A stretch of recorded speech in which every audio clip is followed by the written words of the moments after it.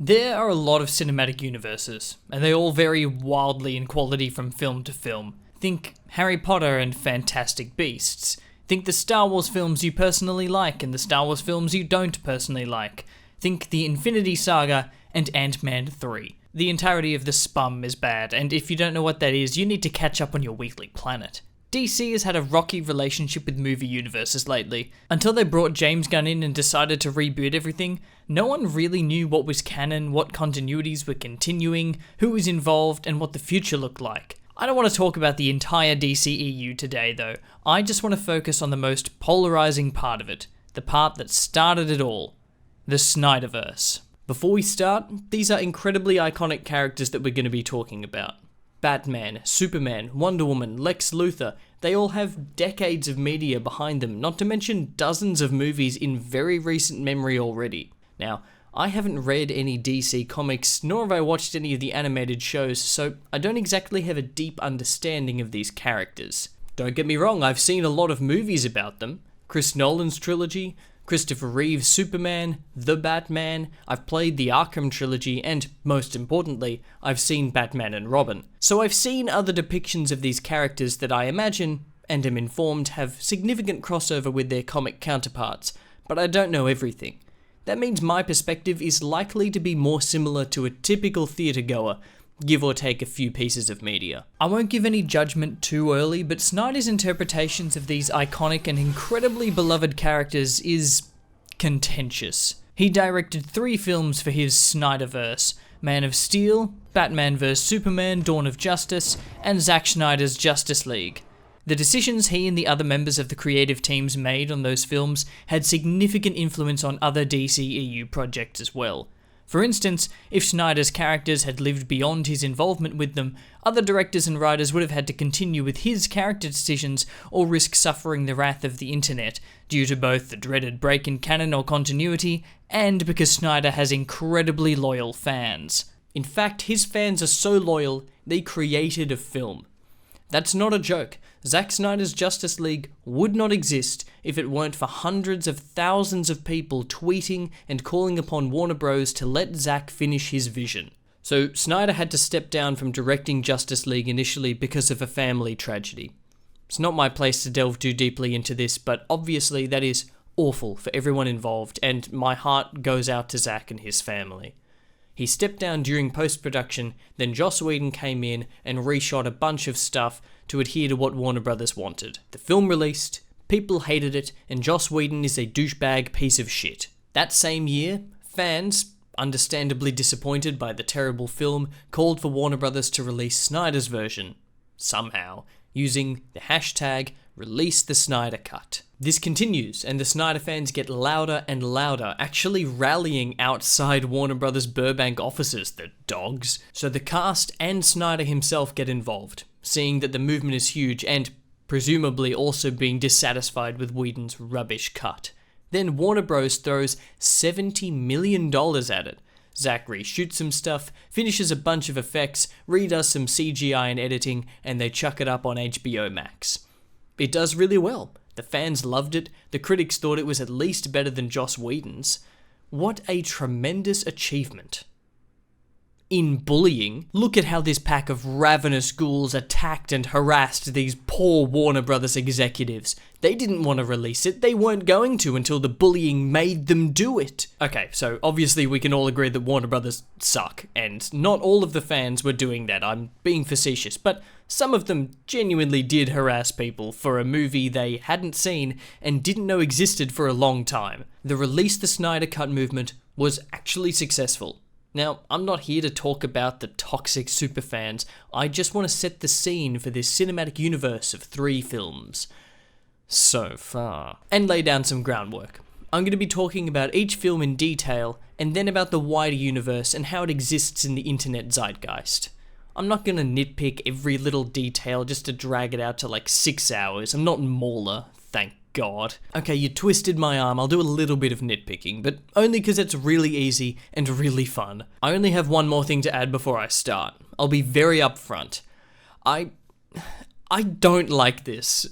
I don't like Zack Snyder's films. I don't like Zack Snyder's filmmaking. I think his visual and directorial style is repulsively ugly. I always say it's better to have a style, even if that style is bad, than to not have one at all. But I would happily take David Yates and his bland, unoriginal boringness over whatever Zack Snyder's filmmaking style is any day of the week.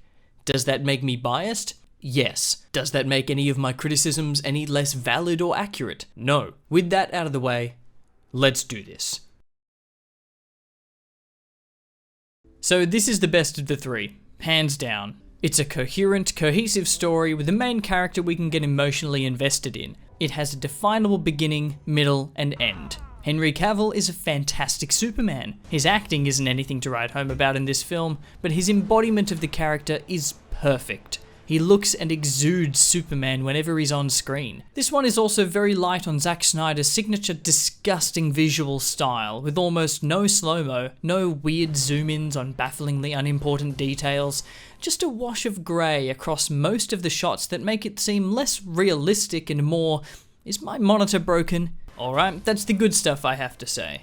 Let's do some nitpicking, shall we? Zack begins Clark's origin in the most unimaginative place possible, his literal birth. Rusty does his best human impression. Rusty does his best acting impression.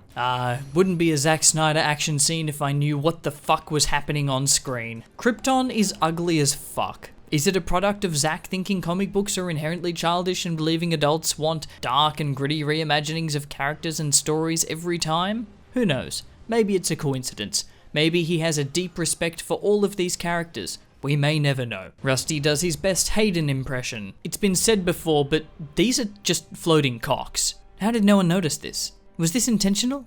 What is this? First ham-fisted Jesus reference. We're done measuring dicks. Oh my god, Lois Lane said dicks, this universe is so gritty and realistic. Jonathan Kent's death is really dumb, but everyone's already talked about it, so we'll move on. Second awful Jesus reference. You asked for the alien. You didn't say anything about one of our own. Nah mate, he's standing right next to you, look. He's looking down like he's guilty for not revealing himself, he's thinking about Mars or something. Zack planned him to be Martian Manhunter all along. Third Jesus reference. This mid-air fight looks terrible, as most mid-air superhero fights do.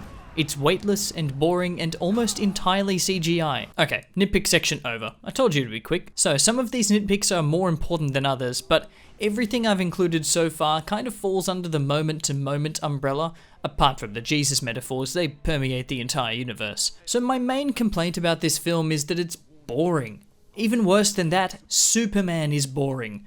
He's bland and boring and stilted and basically a sponge for his two dads' constant advice. I know I said it's the best one and the most coherent, but that's not saying much because it's still all over the place. Paced badly, a tonal roller coaster filled with telling and not showing, and plagued by awful dialogue. Alright, so the pacing. We first see Henry Cavill 19.5 minutes into this superhero movie. That's fine, I guess we all have to see his origin again, but it's definitely a sign of things to come from this universe. There are also so many flashbacks. Why didn't you spend any of that 20 minutes at the start setting up your main character? It was only exposition and showing us the villain. These flashbacks interrupt the flow quite a bit after a while, and they overstay their welcome. This film also beats us over the head with its ideas way too much. Everything is over-explained. Why not show us this villain stuff? Why give us 4 runs of Clark saving people, then being told he's a dumbass and humanity isn't ready,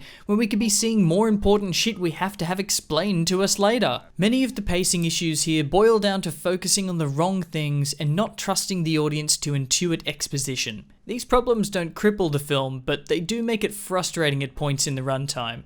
You had over 2 hours, and we waste so much time on superfluous detail. The dialogue is a lot harder to forgive. It's so ham-fisted and unnatural, it makes me wonder how the actors even said it without cringing. Harry, come on, it's me we're talking about. I'm a Pulitzer Prize-winning reporter. God. I don't even have that much to say other than, are these writers allergic to subtlety? The only dialogue that stood out to me as good was this section with Jonathan Kent. Did it hurt you? You know they can't.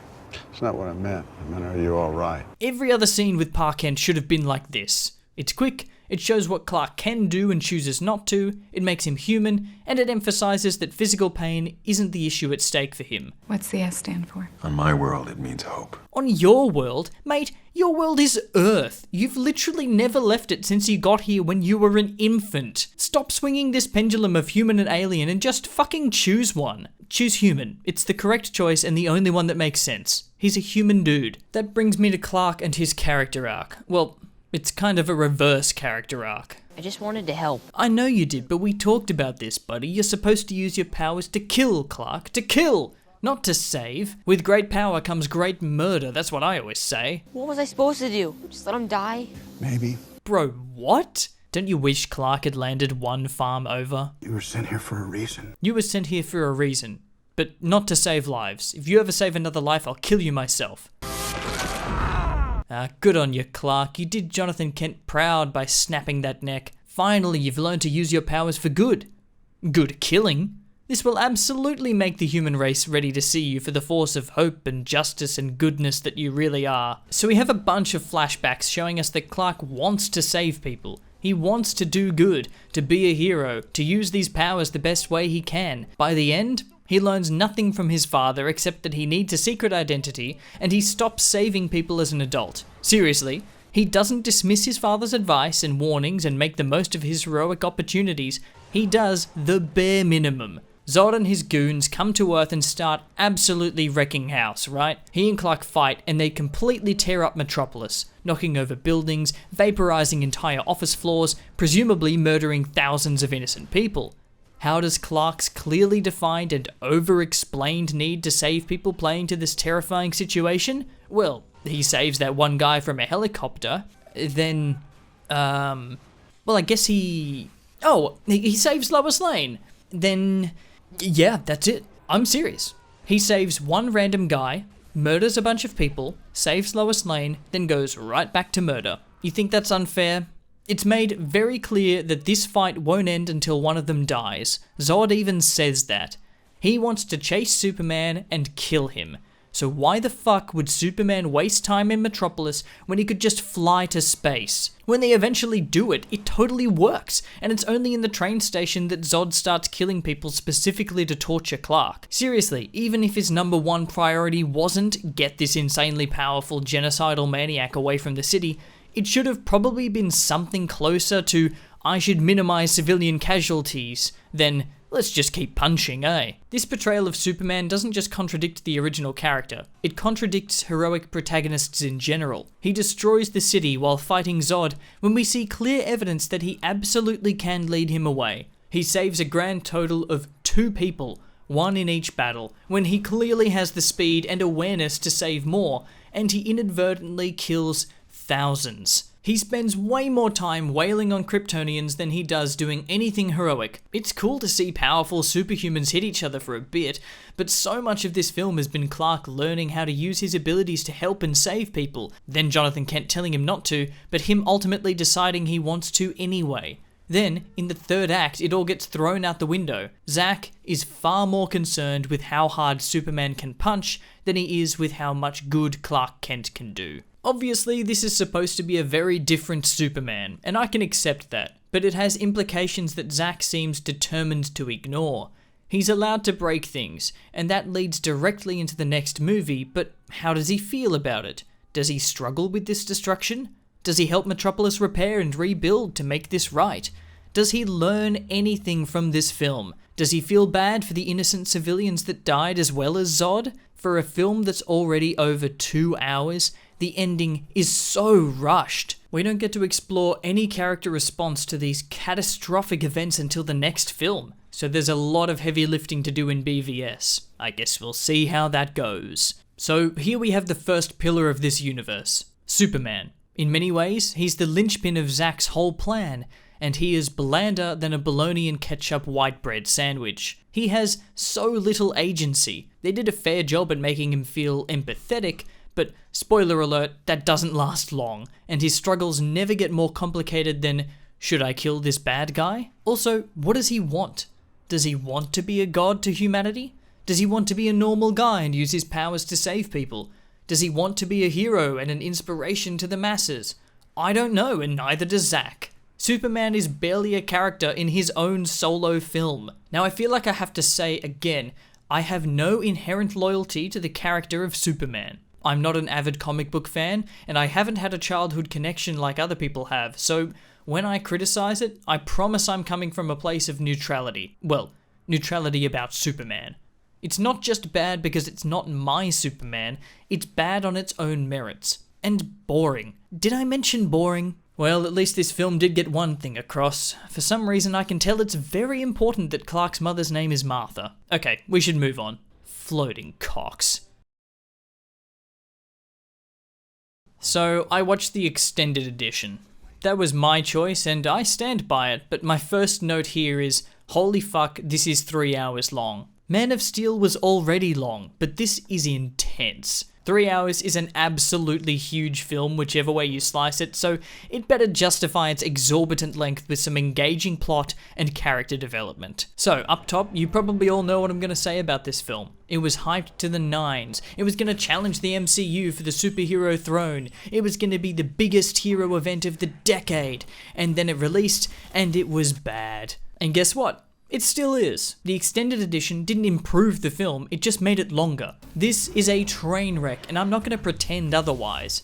If you like this, that's fine. I'm not going to try and convince you your opinion is wrong, but I would love to see how much of this video you agree with at the end. I guess we'll start with what I like about it. First off, this intro is insanely cool. It's one of the most badass Batman scenes I've ever watched. It's such a showcase of what's to come, even if it's a total fucking lie, and it gives a fairly good idea of why Bruce is terrified of Superman. As everyone always says, Jeremy Irons is great as Alfred. I also agree with the praise for the Batman voice changer. It sounds badass, you can understand what he's saying, and it totally makes sense in universe. I love the part where Clark can hear Alfred in Bruce's earpiece, but he has to pretend he can't. Some nice tension. Shame it comes 50 minutes into the film, but I'm getting ahead of myself. This punching sequence is sick. Okay, positivity time over. Let's get into the nitpicks. There are a lot more than last time, but I'll try to be quick. We start with Batman's origin, again, and it's slow and played out, but at least it's done in montage form. It has our first use of slow-mo, so that's exciting. Zoom in on the pearls falling down a drain in slow-mo. Also, the montage is edited like shit. Also, why is this the intro to the film and not that sick shot of Bruce running into the falling city? Are you a terrorist, General? Fucking Pulitzer Prize winner right here! Jesse Eisenberg is deeply terrible as Lex Luthor. Every line he delivers makes my neck want to crawl off my shoulders. Also, every line is written terribly, but we'll get to that. All the biblical metaphors, of which there are so many, are way too heavy-handed already, but then Lex just starts lampshading them too. We get it! Please move on! Why is this scene here? I know you're just setting up for Justice League, but you haven't given us enough of Superman, Lois, Batman, or this world in general for anyone to be invested in this potential future yet. Also, we already know Lois is the key. Clark just said that in the other dream. Am I too soon? Ezra Miller is a shit actor. I hate this Wilhelm scream. The Batmobile bouncing off Superman in slow-mo is kind of cool, but the slow-mo shot of Superman just walking over after is lame and ridiculous. Just two guys refusing to talk like normal humans, whose problems would probably be solved if they just talked like normal humans. It's an ambush for Superman. The guys in Africa were killed by bullets.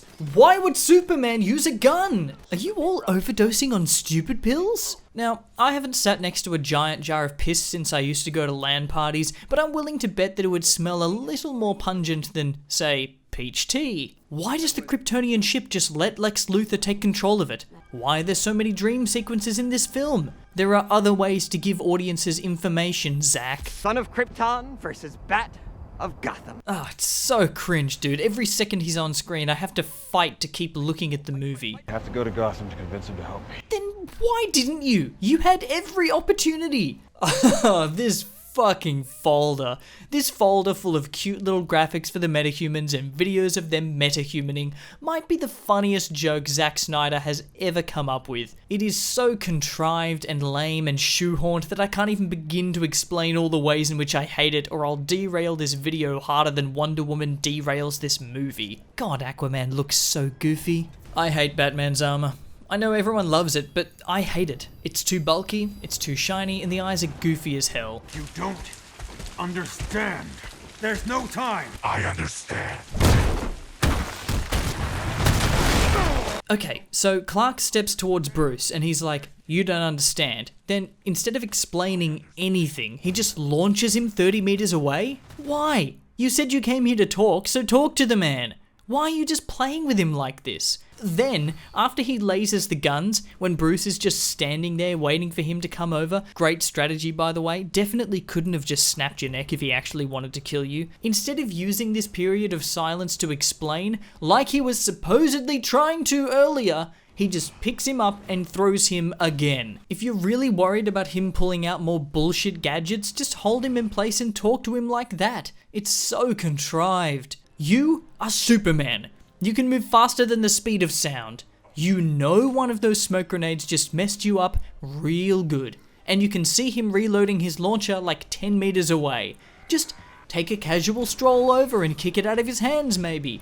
Or you could just explain what's going on. Hey, isn't this from Titanic? Why was the spear there? How is Lois here? It's been talked to death, but this really is such a stilted line. Really? You're gonna call your mother by her first name when both her and your lives are in imminent danger? Ludicrous. Oh yeah, and this whole scene and justification and realization is dog shit and reeks of Zack Snyder's non-existent character understanding and writing abilities. Yeah man, I remember the film that I'm currently watching. I don't need a big slow-mo flashback to when your parents died. I was there. He wanted your life for hers. Then why didn't you say that? Wait, they just left Lois there with the spear? Okay. I'm a friend of your son's. No sir, the fuck you are not. Ooh, a big CGI monstrosity is the final boss of this film. How unique and exciting. God, this film is ugly. Lois Lane is better with a spear than any of the other three. You can throw it super easily. Like, it's basically what it's made for. Even Batman could have thrown it. All Clark had to do is take it to him if he somehow didn't want to do it himself. Oh my god, the origin of Lex Luthor's baldness. That deserves some silent dramatic close-ups. What's in that casket? Because it ain't Superman's body. We just saw that his body is with Martha and Lois. I think Jesse Eisenberg must have stored some of his very limited acting ability in his wig, because this last scene in the prison where he's bald is more cringe and painful to watch than any other scene in this miserable experience of a movie. Okay, nitpicks done. Sorry, I promise I kept it as quick as I possibly could. I left out more than you could ever know to trim that section down, and it still wound up being pretty long. So we've ended up with some very different nitpicks, and you may notice that I've criticized the visuals and aesthetic a lot. I would say that this film feels very much like classic Snyder. Man of Steel was remarkably reserved in regards to slow motion,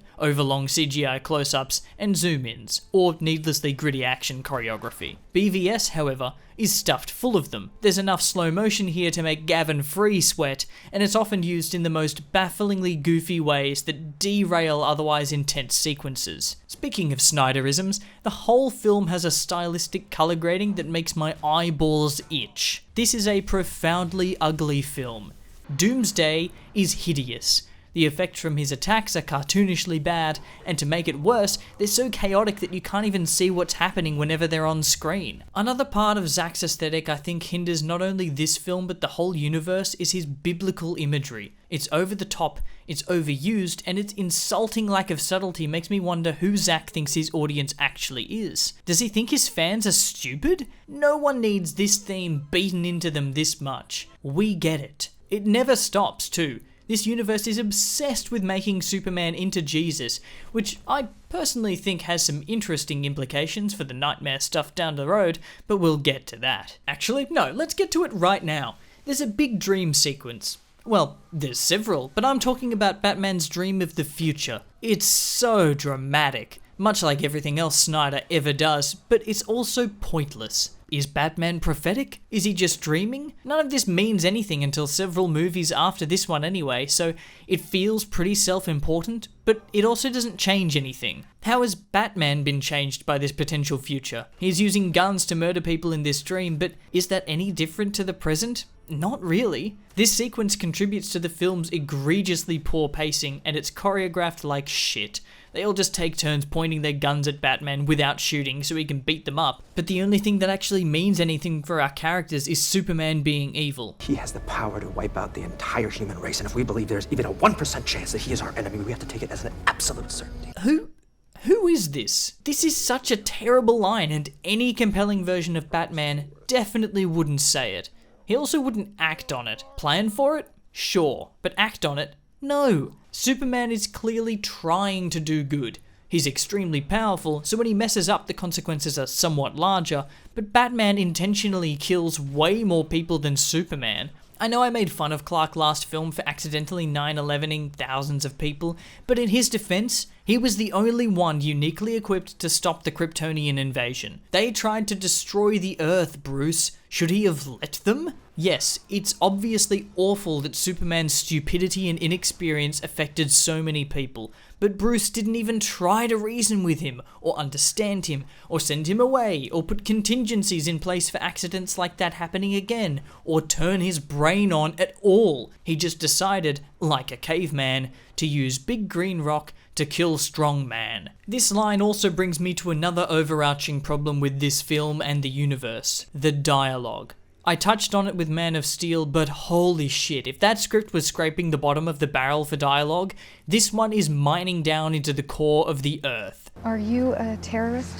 No, we did that one. Laying low in the morning. Lola in slacks. Lois Lane. Lois Lane! She's the key! Next category, circles. And round they go to find Superman. You're letting him kill Martha! No man in the sky intervened when I was a boy to deliver me from Daddy's fist and abominations. These lines are all delivered with the seriousness of a heart attack. Edgier than Illidan's Warglaves of Azeroth, but they are embarrassing to listen to. So much dialogue appears to have been written with either a trailer in mind or just for the singular moment in which it was said, without any thought of the wider narrative implications. She with you? I thought she was with you. What? No, dude, you didn't. Why would you say this? Thankfully, the workday is over and the downtown core, it's nearly empty. This one isn't just bad, it's also contrived as hell. Speaking of contrivance, this film is built upon it. Snyder and David S. Goyer seem incapable of writing these stories without relying on manufactured tension and unbelievable non sequiturs to get events they need to take place.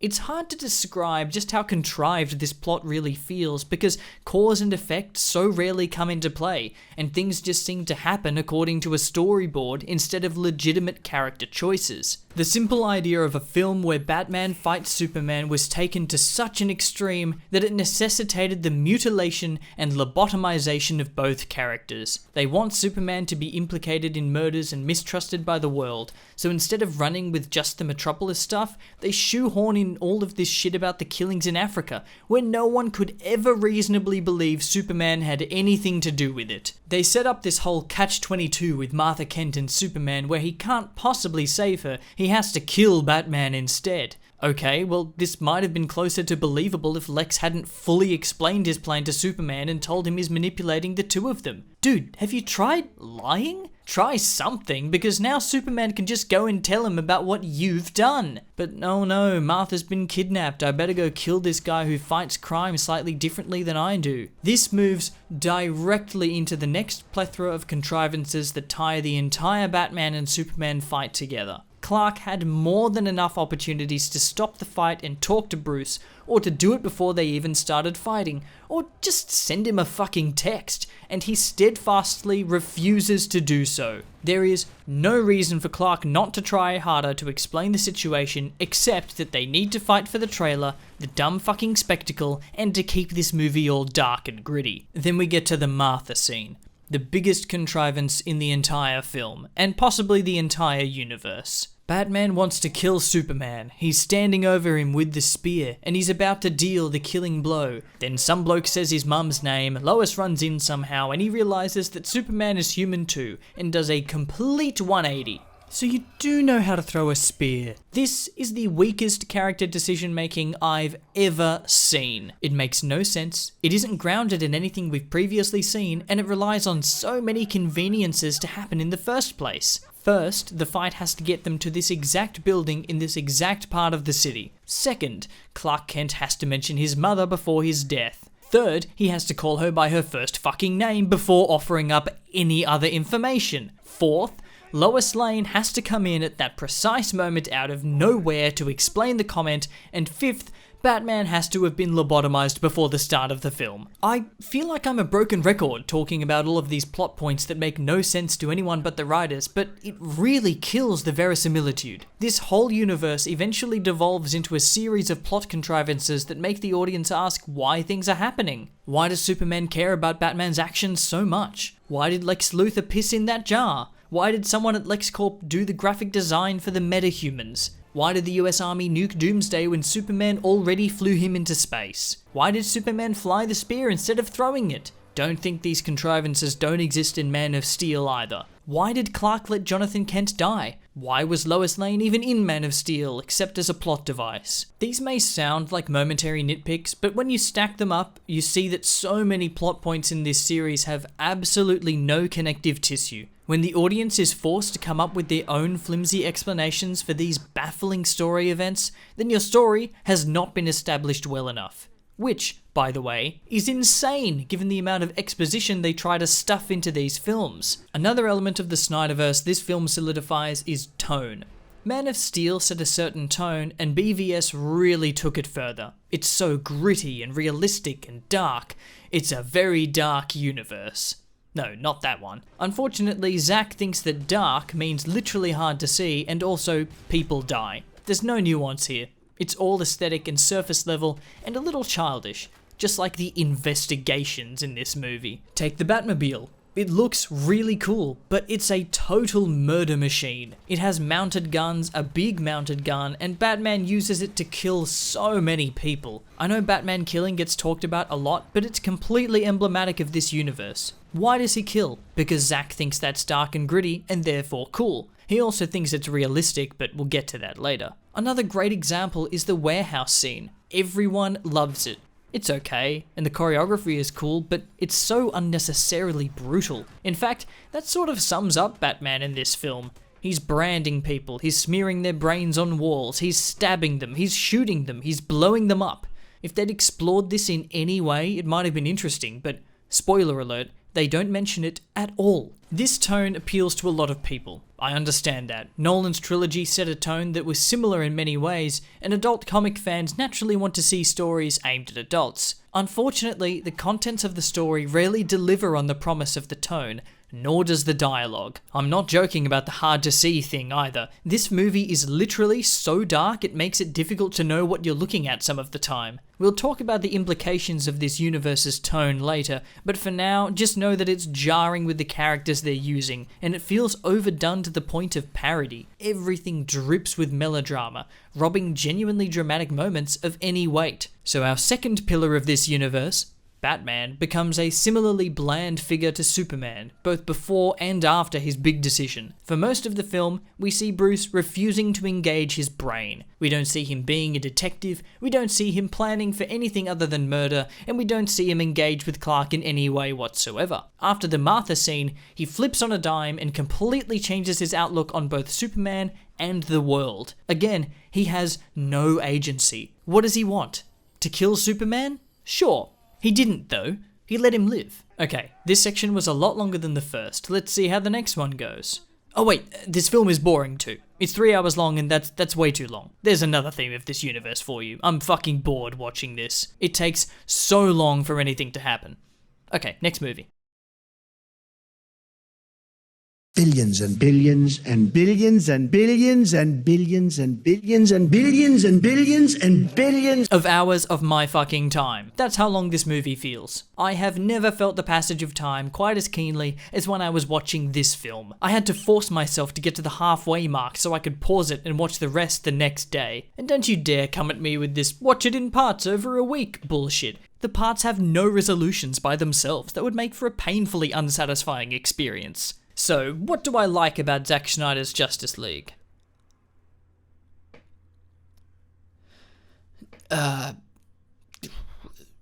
Jeremy Irons is cool, still. No, but seriously, he is the best part of this 4-hour slog. Steppenwolf looks fucking sick. I'm not memeing. This is not just a huge improvement on the 2017 version, it's genuinely great. His voice is badass too, and he's an imposing presence whenever he's on screen. The underwater scenes also look really good. Surprisingly so. All of the Cyborg backstory and emotional character development for him is compelling and engaging. I really like Cyborg as a character. I can't believe I'm saying this, but I actually love the Future Vision funeral flash forward scene. Until it gets to Superman. And finally, I like when Superman shows up to rock Steppenwolf's shit. It's fun to watch, the team-ups work well, and my monkey brain enjoys the big punches and lasers. Is it nitpick time yet? Let's fucking go. I hate the aspect ratio.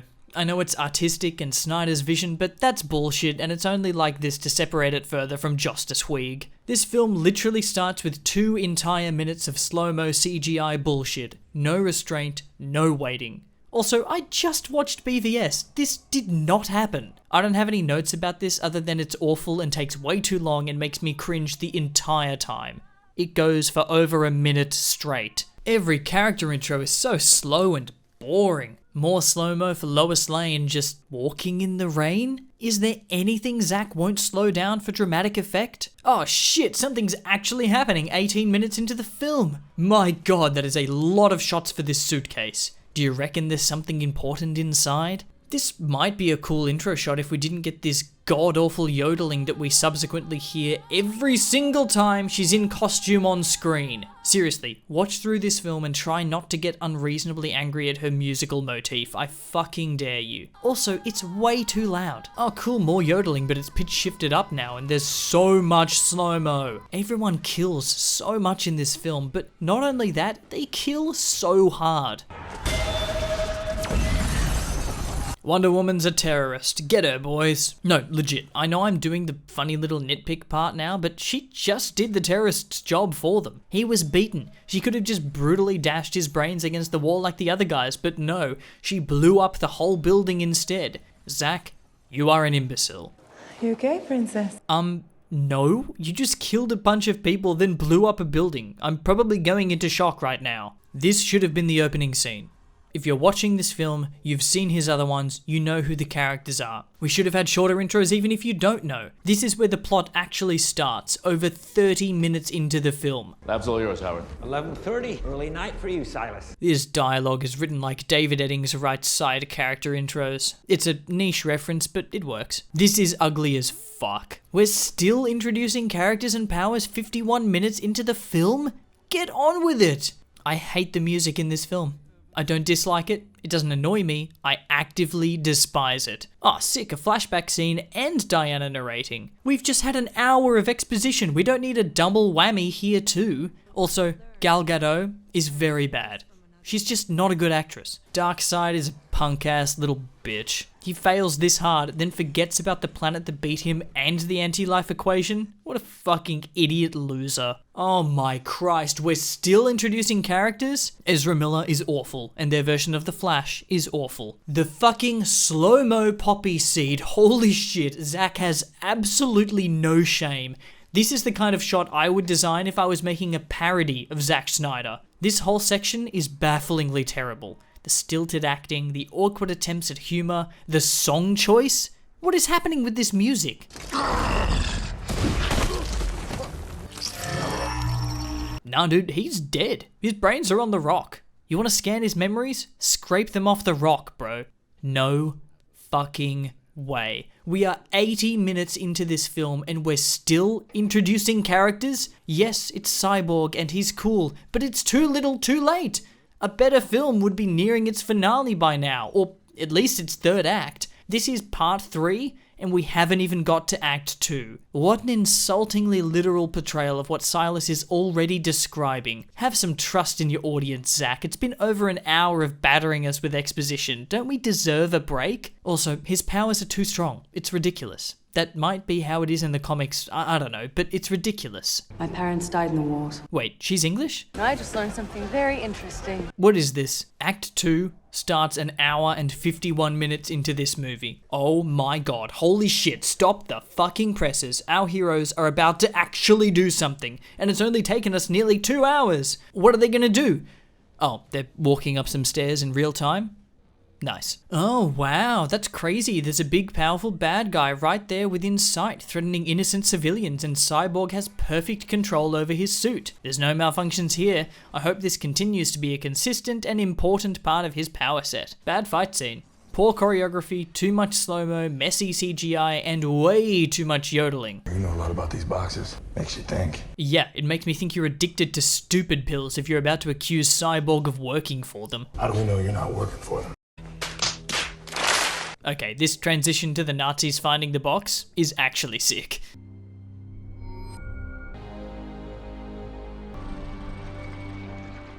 Fuck off. That's just...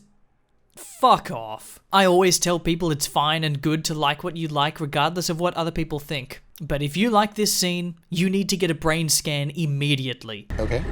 Oh, gee, okay. Barry, what was that? Don't do that. What's wrong with you? It's my auto defense system. It senses danger. I can't control it. Excuse me, my man, my good sir, but what in the goddamn goofy ass fuck are you talking about? Your suit was perfectly fine and functional and under your control when you saw Steppenwolf. We will talk more about this later. Kal-El, no! Fucking lol. Where is the urgency? He has all 3 boxes. Why are you all just standing here? More Jesus imagery. This chase is torturous to watch. There's so much slow-mo, and this zoom in on the CGI bullet casing is insane. That slow-mo shot of all the heroes leaping towards something in a line didn't work for Age of Ultron, and it doesn't work here. God, I despise how the Flash runs. Let him come. Let the bastard come. For what it's worth, Mira's accent is horrendous. I don't want to talk about Jared Leto's Joker, but I will. It's a hate crime against every member of the audience. Also, I feel like he's doing Heath Ledger, right? I'll be the bigger man. The voice, the inflections, the little growls. Stop it. Stop. This is terrible, you're terrible, and it's cringe. I hate it, I don't like it, it makes me fucking sick. Ooh, that's a weight off my chest. Now, that was a lot of nitpicks, but those of you who've seen the film will probably notice some gaps. Don't worry, I promise we'll get to them. So, that's the whole Snyderverse done and dusted. Or current Snyderverse, am I right? Let's take a look at some of the big complaints I had about the first film and see if they were fixed for this one, or whether they've stayed the same, or maybe got worse. Surely a visionary filmmaker with so many avid fans wouldn't make the same avoidable and heavily criticised mistakes this many times in a row. Let's talk about pacing.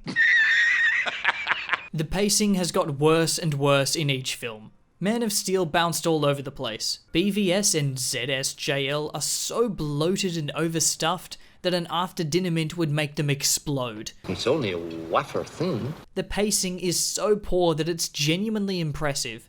At 3 and 4 hours respectively, they introduce so many ideas without paying them off or exploring them satisfactorily that it makes you wonder why the runtime was necessary at all. It's all in service of an MCU-style slate for innumerable future films, but always at the expense of the current one. Just focus on telling a good story with fleshed out characters, then introduce more and call forward to potential team-ups and storylines. Why introduce Wonder Woman and Justice League in BVS? To set up Justice League. Why introduce Martian Manhunter and the Nightmare shit and Joker and Deadshot and Lex Luthor breaking out of Arkham and Darkseid sending an armada to Earth in Justice League? To set up for Justice League 2. Stop standing in line for seconds while your food is getting cold on your plate. 4 hours is a ridiculously long time. It's unnecessary, and it's both due to and results in very poor filmmaking. Zack knew it was releasing on HBO Max, so he could make it as long as he wanted. So he didn't bother to trim any of the ample fat, and thus he ended up with a smorgasbord of disconnected and superfluous scenes that don't add much to the stories or character or world, interspersed randomly with actually important scenes that feel too few and far between. The entire trilogy feels incredibly self-indulgent and laborious to watch, but there's definitely a gradient. Man of Steel, which people regard as the best of the 3, or at least I hope they do, feels tighter. There's fewer Snyderisms, because of course there is, it's his first DC movie, you don't go full mask off on day one. BVS Extended Edition's bloat stems from jamming in so many Snyderisms, but Justice League is built upon them. Snyderisms are the foundation of this movie. It has to be because he wanted to separate his cut as much as possible from Joss Whedon's. So to change it, he chucked in as much slow-mo, CGI close-ups, edgy visuals, and Jesus references as he possibly could until every action scene, and many non-action scenes, are stretched and stuffed so full that removing enough of these awful stylistic decisions to make the film palatable for 4 entire hours is impossible.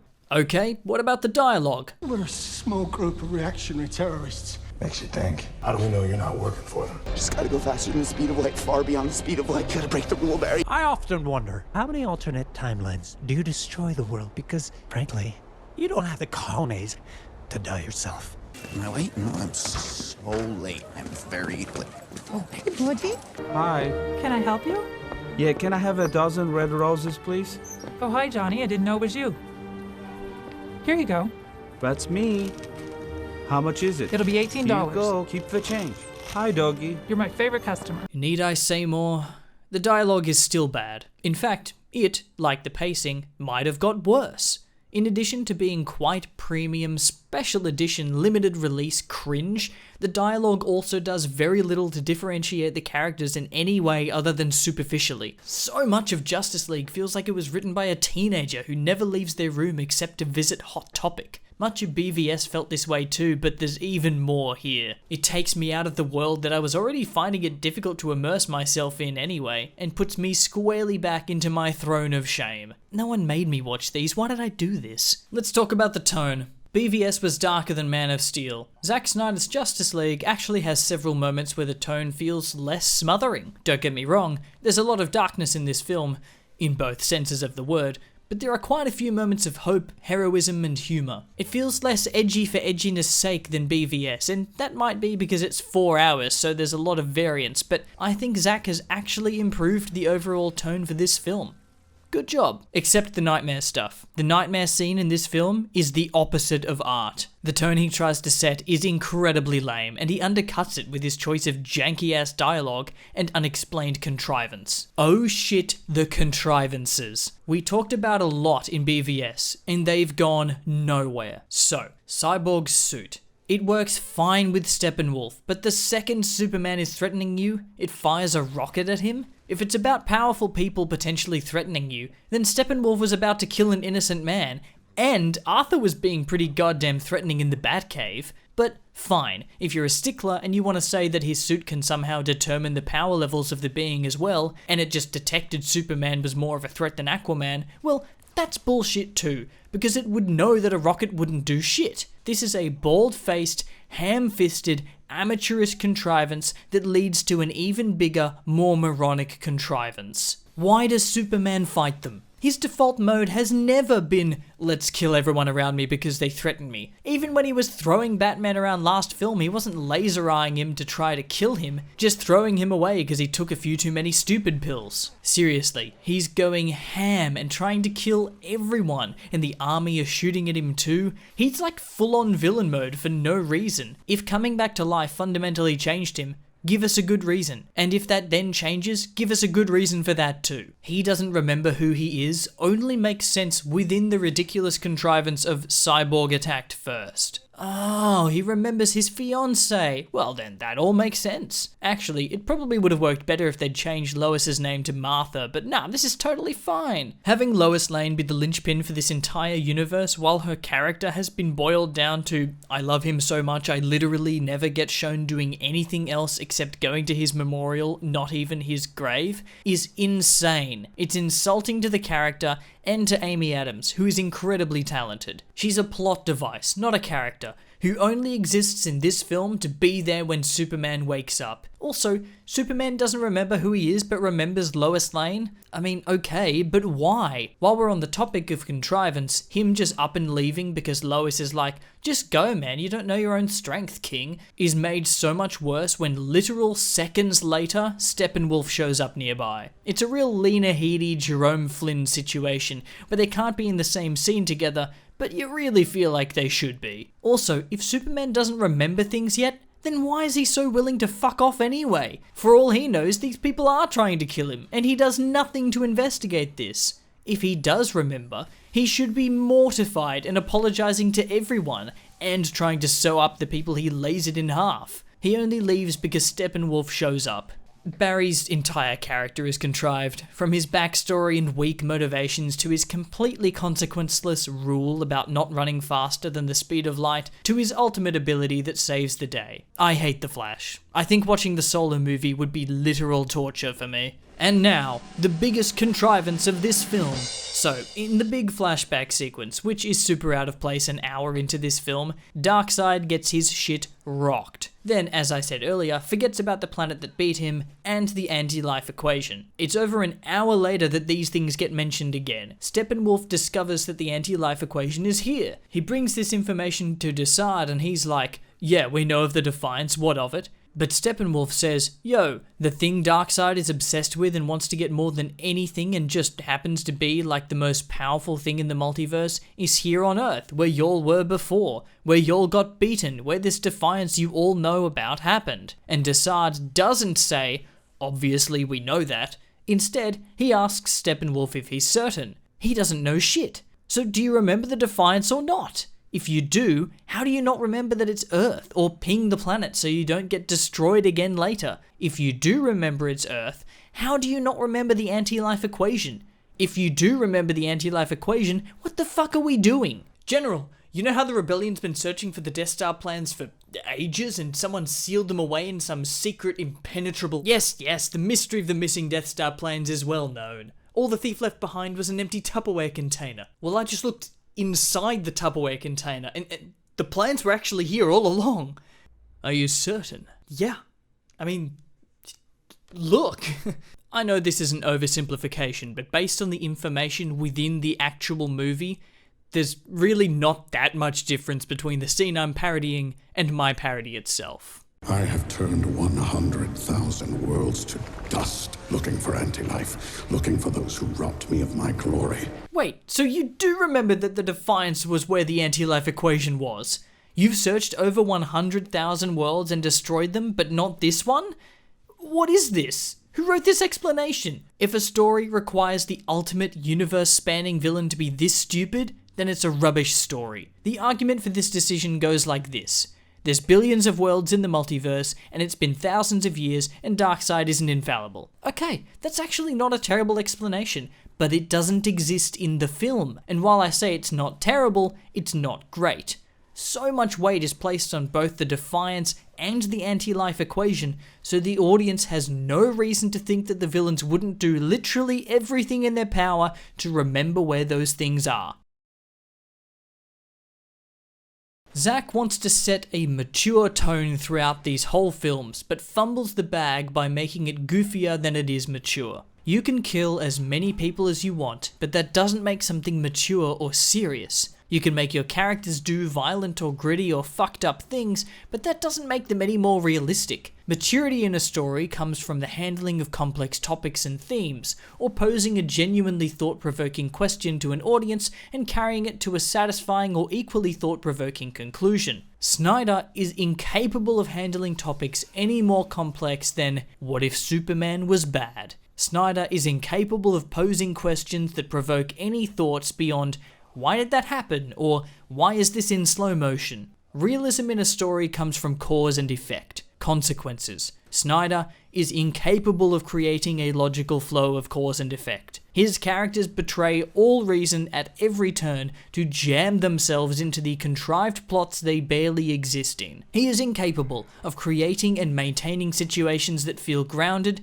believable, or justified by the previous events of the story. For example, Superman not explaining Lex's plan to Batman, Cyborg attacking Superman, Darkseid forgetting about the Earth, Darkseid not sending an armada to Earth immediately, Pa Kent dying, Superman dying, Flash running faster than the speed of light. None of these things happen as a consequence of earlier events, and none of them lead logically onto anything important in a natural way. And while we're on the subject of Superman's death, it's nothing. It happens for a dumb reason. We don't get enough time with the character to really care. The time that we get is wasted with a nonsensical, overdramatic plot that forecasts his biblical sacrifice harder than the Passion of the Christ, and then it gets undone like 5 minutes later. No, he doesn't get resurrected 5 minutes later, but Snyder has that little pebble hovering scene that tells you immediately that he's gonna come back in the next film. No tension. It also doesn't fundamentally change him in any way except fucking him off for long enough to develop some artificial tension in the final fight of Justice League. So, I talked earlier about the Release the Snyder Cut fan movement. Now, I don't believe Snyder fans are any worse than toxic Star Wars fans or brain rot anti-woke maniacs, but there is an argument to be made that the Release the Snyder Cut movement being accepted and rewarded directly led to harassment and bullying from people that then carried it on to #restore the Snyderverse. I believe Zack deserved to have his vision realised. I don't know if they should have thrown 70 million at it, but I'm glad this film exists. I hate it, I don't think it's very good for its length, but I'm still glad it exists, because nearly everyone involved with its creation really wanted it to be realised, especially after Joss Whedon was being such a massive dick. I don't think this universe deserves to continue. It won't, it basically can't, it never would have, but I wouldn't want it to anyway. There are plenty of people who do, however. There's an entire petition to restore the Snyderverse. It showed up in 2021 and over 78,000 people signed it. It basically threatens Warner Brothers and tells people to spam Twitter. Good stuff. There's this article on the Daily Planet from Jainam Tarakia, a superfan, again from before Zack Snyder's Justice League even released. There were posts on Reddit, and there still are. To this day, people are still huffing copium that the Snyderverse will return. Fans paid for billboard trucks and banners to show #restore the Snyderverse in the hopes that Warner Brothers would see it and I guess just choose to throw money down a toilet. They tweeted about it. They tweeted about it a lot. Now there were and still are a lot of toxic people showering James Gunn and other Warner Bros and DC higher-ups with hate over the reboot of this universe. There's no denying it. They throw hate at the actors, they throw hate at the new Superman reveal, as if heaps of people didn't hate Henry Cavill's first look too. It's not the whole fan base, but it happens. They're stuck in the past, they're obsessed, and they can't let go. They want Netflix to somehow buy the Snyderverse, as if that's something that is both actually possible and viable. They think James Gunn's new DC films will fail, and then Warner Bros. Will crawl back to Daddy Zack to suck at his sweet murder milk. The fans have done some good with these campaigns. It would be irresponsible not to say that. They've raised money for suicide prevention. They helped bring Joss Whedon's awful actions to light, and they helped a huge cast and crew realise a creative vision. That is good, but it doesn't erase the bad, and it doesn't mean that this continuation of the Restore the Snyderverse movement isn't batshit insane. Zack Snyder is happily making other terrible movies for Netflix. They ask him if he'll try and get the Snyderverse revived. They ask him if he'll continue it at Netflix. Guys, Netflix doesn't want it. If you don't restore the Snyderverse, you will regret it. Mate, if the Snyderverse was so fucking good, I think everyone would be a little more invested. Literally. You think Warner Brothers cares about anything other than how much money this stuff can make them? If it was that good and compelling and better than all the new DC stuff they're rolling with, that would probably be a better financial bet, and they would definitely go with that. Also, that's such a toxic and cringe thing to say. They'll regret it? What are you gonna do? Tweet some slurs at them? Record a YouTube video about how upset you are? Shit, that's what I'm doing. Zack Snyder doesn't even want to keep doing this. He's probably very tired of people asking him about it and tweeting at him and only being recognized for this one series of films. Just let the poor man play with his cameras and action figures in peace. Also, the big question that I really have is, what are you trying to restore? What is this universe? Continuing this universe also means continuing with these versions of the characters. Gritty murderer Batman, broody one day away from destroying the world Superman, dumbass impotent Darkseid, cringe-inducing Lex Luthor. You want this? None of these problems are gonna change, and the original plan from Snyder sees many of them exacerbated. These characters are so one-note that their goals, intentions, and desires never extend beyond the scope of the film, or sometimes the individual scene that they're in. Look at Darkseid. He's set up as the ultimate villain in all of this. He has powerful and threatening henchmen, he has Steppenwolf, a strong foe in his own right, well, for everyone who isn't Superman, desperate to get back in his favour. He's so fearsome he's conquered hundreds of thousands of worlds, all in search of the anti-life equation. I mean, that's what he wants, right? Well, We see him get defeated like a little bitch in the flashback when he sees the anti-life equation on Earth, so if he wants it, he'll regroup and come back and take it, yeah? Well, that doesn't happen. He kind of forgot. Okay, fine. Darkseid and everyone around him all somehow remember the Defiance but forget where Earth is and that the anti-life equation is there. Sure, there are a lot of planets in the multiverse, that's fine. But even if that were the case, when the mother boxes start calling out and Steppenwolf shows up and figures out that this is where the anti-life equation is, shouldn't Darkseid want to take a look? Shouldn't he come to claim it immediately? And if not, why? Is he testing Steppenwolf and his loyalty like Desaad says? Well, what if Steppenwolf fails? Like he does! If Darkseid is wary of the world that beat him, then why wouldn't he gather the full might of his forces immediately to attack them? He just watches Steppenwolf flounder around at the end, then decides he better get off his ass and do something. If he wasn't planning to jump in, then why was he watching? If he was planning to, but didn't because he saw Superman, then he's an idiot, because he's given them so much time to prepare and defend, and he just let Steppenwolf fail and lose the world, and therefore the anti-life equation again. What are you doing, mate? He could probably use your help. You want this guy as the big bad of the universe? This character is nothing.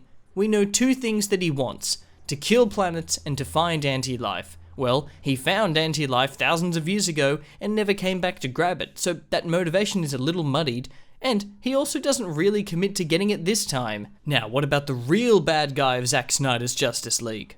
Zack Snyder. No, seriously, Steppenwolf is a great villain for this film. He's not particularly deep, but he doesn't have to be. He's got clear goals, a plan to achieve them, and works towards them in every scene we see. Unfortunately, he fucking dies, so he's gone now. It doesn't matter how cool he looks and sounds, it doesn't matter how much he wrecked our heroes, he got his head cut off and his story is over. Now, some of you might be saying that I'm being unfair, that Cyborg is a compelling character. I agree, he's pretty good. He's overpowered as fuck, yet somehow completely incompetent when the story needs him to be, but he's a lot better than most of the other one-dimensional characters. And here's the part where I ruin it. He gets introduced 80 minutes into the film. You have the balls to introduce this man nearly a feature film into this Return of the King length slog, and he's one of the best ones? Zack Snyder needs to sort out his priorities. Again, I'm not an expert on these characters, but I have seen many of them before, and these interpretations don't reflect what I've seen at all. Sure, maybe they're fresh takes that are meant to be completely apart from the superheroes people know and love, but at that point, why even bother making the films about them at all? Zack clearly doesn't give a shit about these characters, so why not just make a film about something people aren't already attached to a different version of? There are some obvious answers, but the question is still valid. Also, while I'm not an expert, there are plenty of people who have consumed all types of media relating to these characters who have heavily criticized Zack's versions for their strange depiction, so that pretty much says it for me. This universe is going nowhere. You've seen the grand vision at the end of Justice League.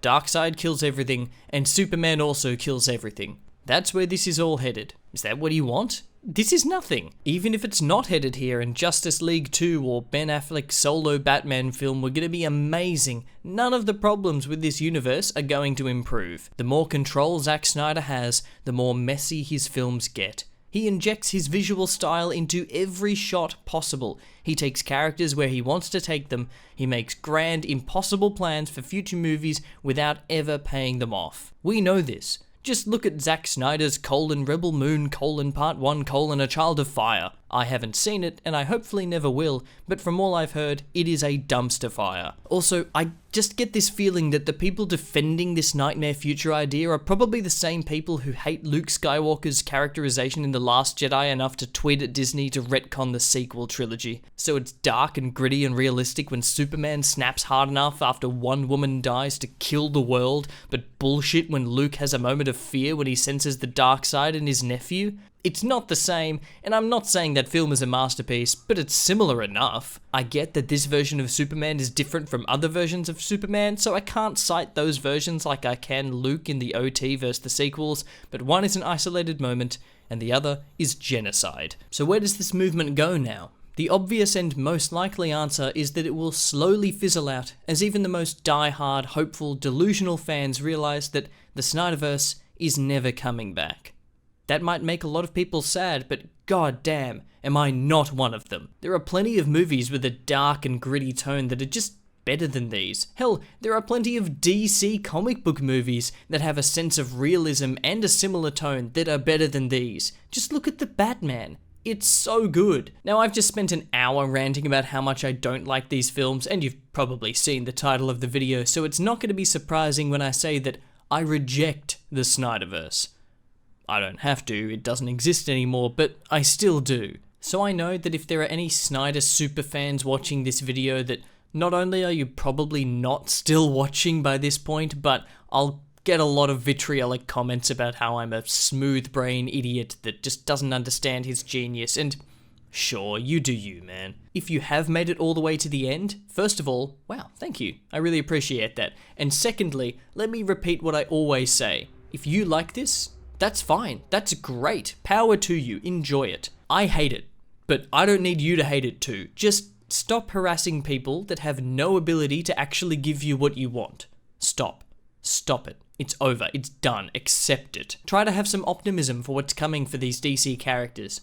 Who knows? They might surprise you. With that said, I want to say a huge thank you to everyone watching. This one kind of got away from me, just like all of my video scripts seem to now, so I appreciate each and every one of you. My Biomutant video just got over like 55,000 views, which is insane and unexpected and pretty awesome to me, so I'm super grateful for everyone watching and sticking around. I don't expect this video to do nearly that well because I kind of think that was a fluke, but please like and subscribe if you've enjoyed this video and you want to see content from me in the future. Don't forget to reject that Snyderverse, and have a good one.